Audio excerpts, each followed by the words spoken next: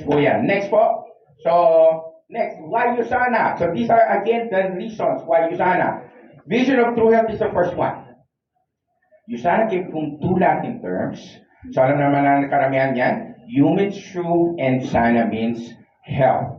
So Latin pinagmulan ng ating brand name, no? We're gonna read USANA. So U means true, SANA means health po, no? Pero kung babasahin natin yan in Latin terms, hindi talaga yan, ang basa talaga yan, USANA.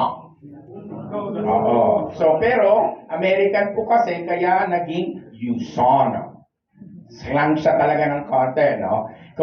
Kaya alam ko yung pronunciation na yan, napagsabihin pa nga ako ni Dave Wentz. Kung kailan niyo po si Dave Wentz, yung nag-iisang anak ni Dr. Myron Wentz, nakita ko na siya face to face, nung siya pa lang ang CEO noon. Tapos, nabanggit ko yung USANA. Tapos yung USANA, napagsabihan tuloy niya ako, nakurat niya ako, doktora. Sabi niya, it's USANA. Kinanin niya ako. Sorry. Yung todo, sorry talaga ako sa harap ni Dave Wentz, no? Kaya hindi ko makakalimutan, USANA. Okay? Pero sa Pilipinas, hindi yan. Talaga, wala tayong magagawa. USANA. Yan talaga, basa natin dyan, USANA. Sa mga hindi naniniwala sa atin hanggang ngayon, ang tawag nila sa atin, USANA. Tama ba? Narinig niyo na ba yan? Pero pag hindi naniniwala sa'yo, di ba? Oy, kumusta ka lang? Kumusta yung USANA mo? Gumaganon pa yan, no? Naganyan din ako noon, nung dati. Pero ngayon, at least, alam ko na pa paano sagutin ng mga kaibigan kong ganyan. So, anyway, let's move forward po. Commitment to research is one. Balik natin nung pre-present ako, no? So, when I was presented in 2012, February po yun. February 2012. The one thing, mula simula, sobrang dahil walang introduction, formal introduction sa akin sa USANA, masungit po talaga ako. Masungit talaga. Yung di mo ma-expect na inibitahan ka, yun dalawa kasi yan Hindi ko matanggap na ang una, hindi ko matanggap ma'am na nakidnap ako. Yun ang interpretation ko sa sarili ko nung time na yun Kasi wala ko idea. So, hindi ko matanggap na na nakidnap ako. May pangalawa na hindi ko matanggap. Sabi sa akin sa paano? Ang hindi ko matanggap nung time na yon, hindi ko matanggap yung nurse ang magpe-present sa akin. Doktor, tapos nurse. Tapos sabi, yung thinking ko kasi nga, sarado yung utak ko nun Yung thinking ko, nurse ang magtuturo sa akin para maging healthy. Doktor nga ako. Nanapaka nyo? So parang baliktad, parang ganon. So yan ang dalawang hindi ko matanggap. Pero during the presentation, nung binanggit niya na yan, commitment to research na yan, medyo I softened up a little bit. Bakit? That time, that 2012, ang mga researchers and scientists po natin is around 40 scientists. That is 2012. 5 years after, when they celebrated the 25th anniversary ng 2017, pinresent na scientists, mga researchers, is around 80 plus na sila, dumoble. Okay? 30th anniversary, that was 2022.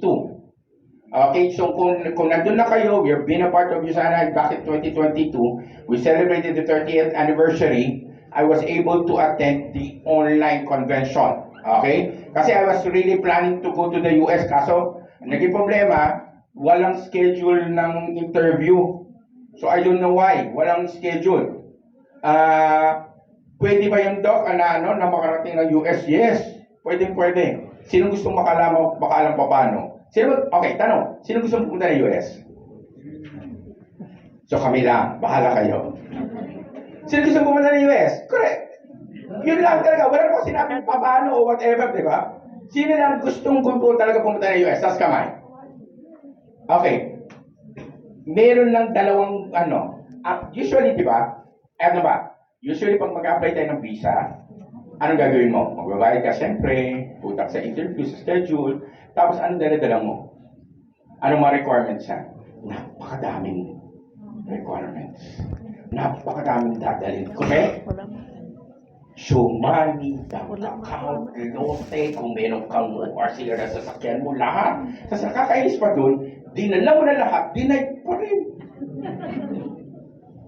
Tama.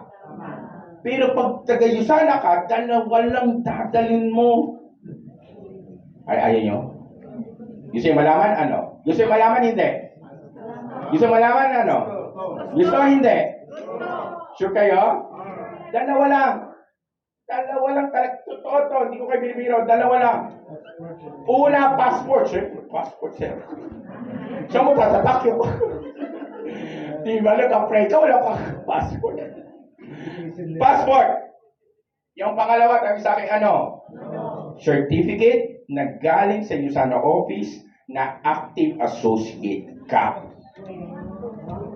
We talaga. Totoo nga. Hindi ko kayo binibiro. Dalawa lang.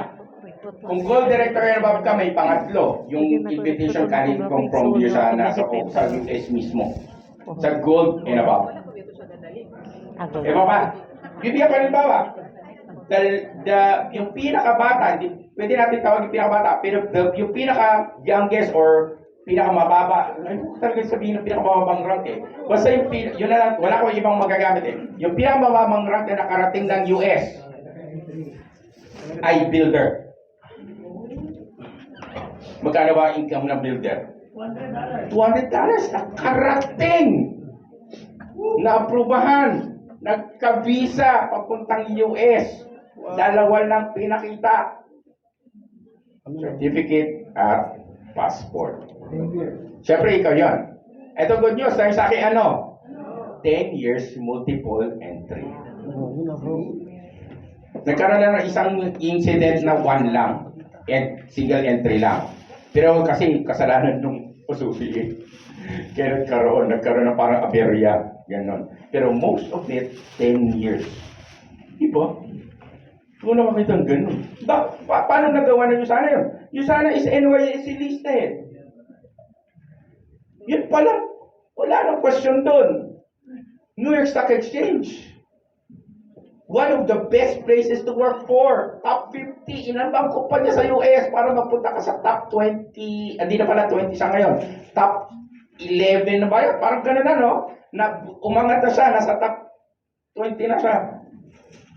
Imagine mo yun. Talagang mayroong pabor. Ano ulit? Passport. Certificate galing sa US, sa Yusana. Yung ano. Ito ba, hindi ka nakakuha. Hindi ko nakakuha eh. Hindi ako nakakuha. 2020 na nakakuha kasi po, na-trace nila, same name kami ng dad ko, may petition sila. So akala nila, magti-TNT ako pag inaprubahan. Eh di, yari. Oh, so you know, ginanon ako ma'am eh, nung consul. Oh, so your parents, oh no, yun na yung nasa tako. Oh no, wala na. Oh, wala na, the end. Tapos inulit ko, gusto ko nang pumunta on the 30th, eh kaso walang calendar, walang schedule na open ang consul. Ayun, kaya uulit na lang ako sa 35th year. Every 5 years kasi may surprise ang Yusana kung hindi nyo po alam. Para shortcutin na lang natin. Kaya po gusto pupunta ng 20th year, kasi may pa-surprise daw lagi every 5. Para may idea kayo, nung 20th anniversary ng Yusana sa US Convention, 11,000 plus ang attendees na dumating, binigyan ni Yusana ng tigit-tigisang iPad. Parang ayaw nyo pa ng iPad, no? Yung iPad na Apple, ha? Ninawin natin, ha? Oo, hindi yung iPad na alam, lahat tawag na natin sa iPad, lahat na tablet kayo, iPad eh, correct? iPad, as in iPad.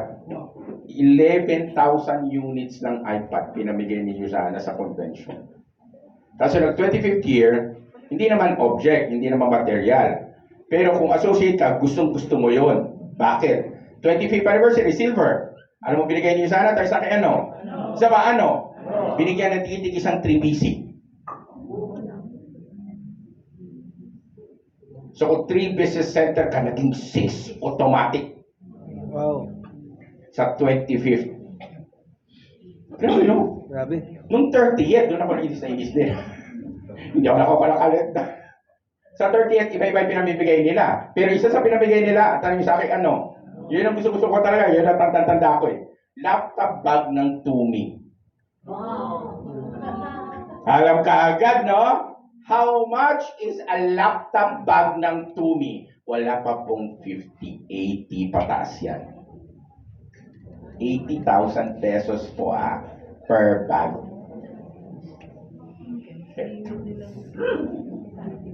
Kaya hintayin ko yung 30-50 yan. Ano po? Ay, kaso may surprise sila this Kung di niyo po alam, may malaking didisclose si Yusana this year. Oh, kaya sabi ko hindi siya 30th Nasa 27 pa lang siya.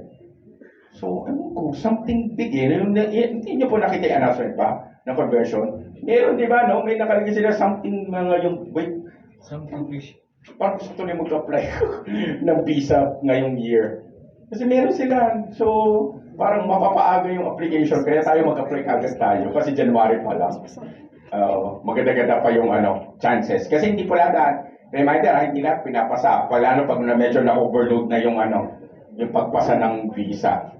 So the earlier the better. Okay, balik na tayo dito. Dapat ko kinuwento dito. Nung time na yun, ayun nga, nung 30th anniversary ng presentation, pinaset lahat ng mga scientists and researchers sa stage. In our surprise, ang umakyat sa stage is more than 150 scientists and researchers. Bakit ganun karami ngayon? Kasi kung di nyo po alam, ang ating mga products kasi are all organic. The ingredients are organic ingredients, no? And these ingredients, hindi po siya yung hindi kinuha lang sa isang lugar. Hindi po. Our researchers, our scientists, ang isa sa trabaho nila ay maghanap ng best quality of raw materials in one country. Bakit? The first goal of the scientists, para at least dalawang goal lang. Number 1, quality. Sabi niyo quality. Quality. So the first goal is quality, no? Ang nangyari is this. Yung mga researchers natin, hinahanap yung best.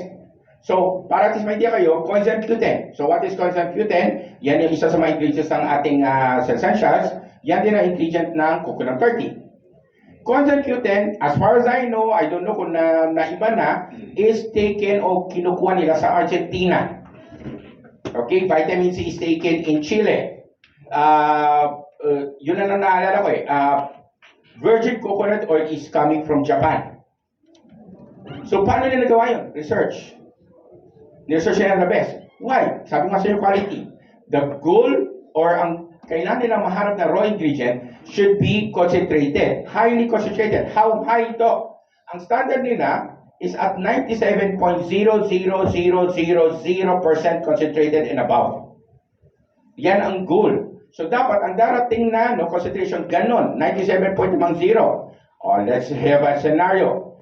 Nag-order sila ng coenzyme Q10, dumating sa Yusana office sa US, sa Salt Lake City. Ano mangyayari do? Gagawin na ba nila kagad product yan? No. Ang gagawin nila, magkakaroon pa sila ng quarantine period.